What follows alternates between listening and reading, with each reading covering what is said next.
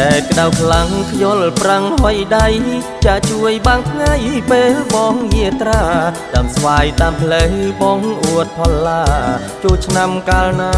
នាំគ្នាទៅលេចូលឆ្នាំកាលណានាំគ្នាទៅលេស្រុកអូនព្រៃផ្លែក្រីកឡើងបាចាច់គេហៅអំពាជប្រុងមានភាពផ្សេងអំពាជស្រុកអូនមានត្រង់ត្រាយវែងហៅអំពាជវែងវត្តចាំងវត្តថ្មីហៅអំពាជវែងវត្តចាំងវត្តថ្មីអូនតែងផាមួងអោពោត្រួយជែកមើលទៅសត្វផ្លែកទៅវត្តឬថ្លៃបងពងបានជួបពេលចូលឆ្នាំថ្មីរំវងនឹងស្រីទទួលទេវតារំវងឆ្នាំថ្មីទទួលទេវតារៀនអំពេកវែងចិត្តបងរែងនឹករាល់ថ្ងៃល្ងាចព្រឹកនឹកស្រស់ជីវ៉ាចូលឆ្នាំបន្សល់ទុកអានុសាបងនឹងកនថាមិនអាចភ្លេចបានបងនឹងកនថាមិនអាចភ្លេចបាន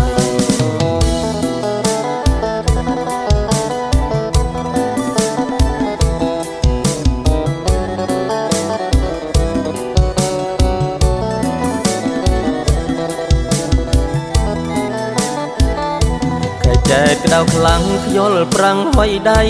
ចាជួយបាំងថ្ងៃពេលបងយាត្រាតាមស្វាយតាមផ្លូវបងអួតផល្លាចូលឆ្នាំកាលណា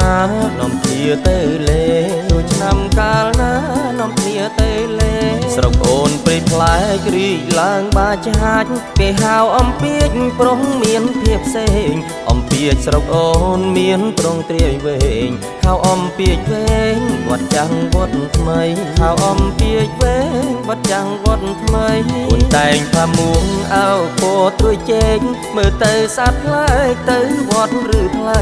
បងពងបានជួបពេលចូលឆ្នាំថ្មីរំវងនឹងស្រី